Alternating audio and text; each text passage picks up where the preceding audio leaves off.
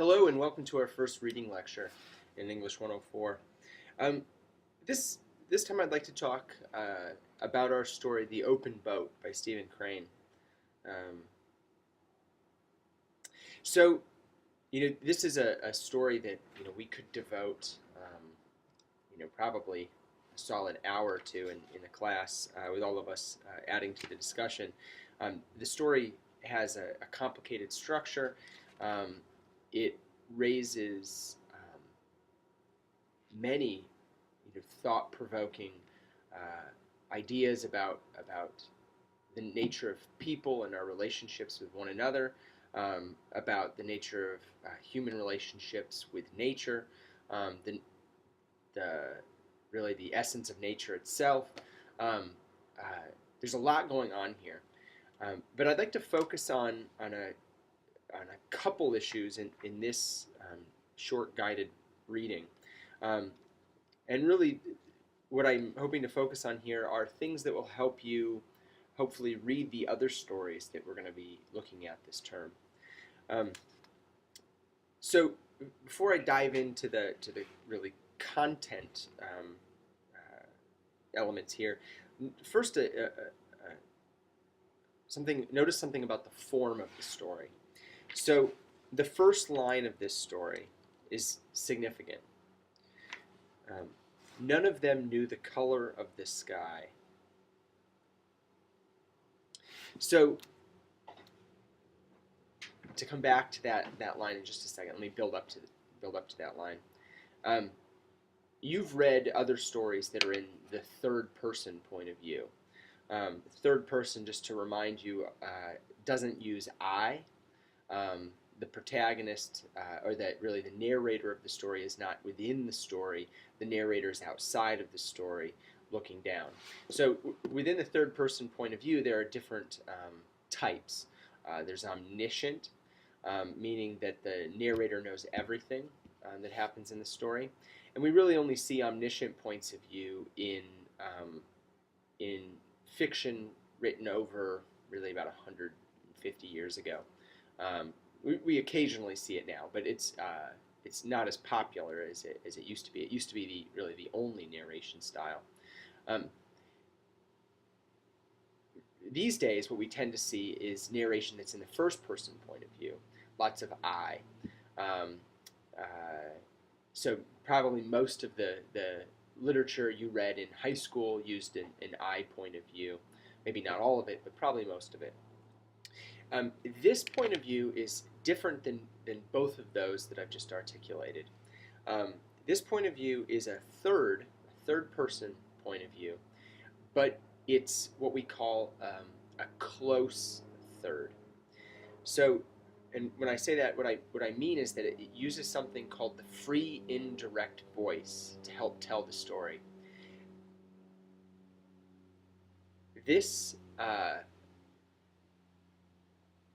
narrator is not privy to the thoughts of every person on the boat. This narrator doesn't know everything. So it's not an omniscient third. It's a limited third. And the narrator is especially privy to the thoughts of the correspondent, right? Near the end of the story, we're really seeing the events exclusively from the correspondent's point of view. And maybe an especially important moment of that comes on page 147. Then he saw the man who'd been running and undressing and running, come bounding into the water. He dragged ashore the cook and then waded toward the captain, but the captain waved him away and sent him to the correspondent. He was naked as a tree in winter, but a halo was about his head, and he shone like a saint. He gave a strong pull and a long drag, and a bully heave at the correspondent's hand. So, a halo was about his head. He shone like a saint. Now, from that point of view, outside of the events, the man on the beach does not have a halo on his head, right? He does not shone like a saint. He's just a person helping. But to the correspondent who's being helped, He's shown like a saint. He has a halo about his head. We're inside of his mind and seeing events from his point of view. Similarly here with the first line, none of them knew the color of the sky. This story does something that wasn't, it's common now, but at the time it was written, it was really kind of a new technique of moving inside, being in the third person point of view, and moving inside the eyes of the protagonist, and relaying events from that person's point of view. And it takes us deep inside sort of the intellectual and emotional experience going on here for the correspondent especially. The correspondent is consumed with some questions here, right? He's being pushed, he's being challenged, he's at sea and he's struggling to stay alive, and that struggle is making him ponder things he'd never pondered before. For instance, we have the member of the Legion dying in Algiers, who never, that is something that never bothered the correspondent before. In fact, he was more troubled by the break of a point of his pencil, right? But now here he is on the verge of something, and he's feeling precarious, and suddenly he can feel in a way that he's never felt before. He can feel the death of that member of the Legion. This is on page 141. Now, however, it quaintly came to him as a human, living thing. It was no longer merely a picture of a few throws in the breast of a poet, meanwhile drinking tea and warming his feet at the grate. It was an actuality, stern, mournful, fine. So, this point of view, it allows us to cross a divide. It allows us into the mind of the character in a way that maybe we couldn't be there in other points of view. In third-person omniscient, we would be too consumed with the details of the events, getting all the events down as they happened. If we were in first person, and now remember, Stephen Crane actually, these events actually happened to Stephen Crane. And yet Stephen Crane decided not to tell this story in the first person. He decided not to do what we would all do and say, I was in a dinghy at sea and I almost died. And let me tell you the details, right? He doesn't do that. He doesn't do that for a reason.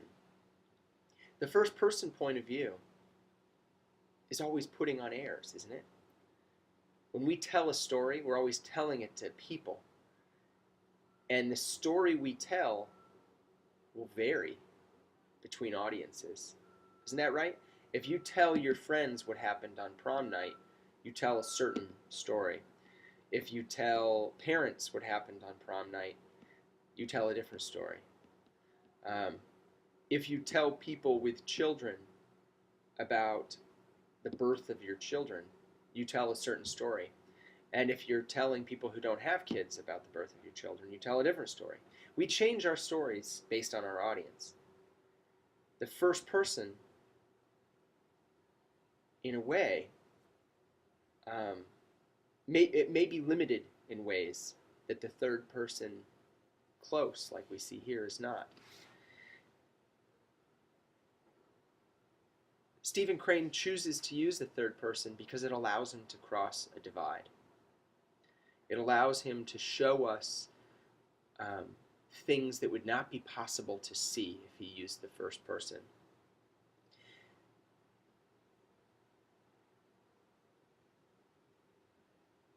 And yet we're not, right. So pause there for a second and consider here something that's happening within the story. We have a boat that's drifting along the coast. The people in that boat need to get to the shore, right? So why don't they just row the boat to the shore? Because when they do, they're going to be crossing some divide, and it's going to destroy their boat. And once that boat is destroyed, they'll be cast into the cold water, and they know that they can only live for a certain amount of time before they'll be dead. uh, so crossing that divide is not just as simple as rowing, right? It's dangerous. As this boat drifts along, the correspondent is considering the relationship. He's considering this question. He repeats it several times. If I'm going to be drowned, if I am going to drown, if I am going to be drowned, why in the name of 7 mad gods who rule the sea was I allowed to come thus far and contemplate sand and trees? In other words, if you're going to die when you try to cross this divide, why have you been allowed to struggle so long? What sense does that make? Right? At the time this story was written, and to many people now, there is order in the world.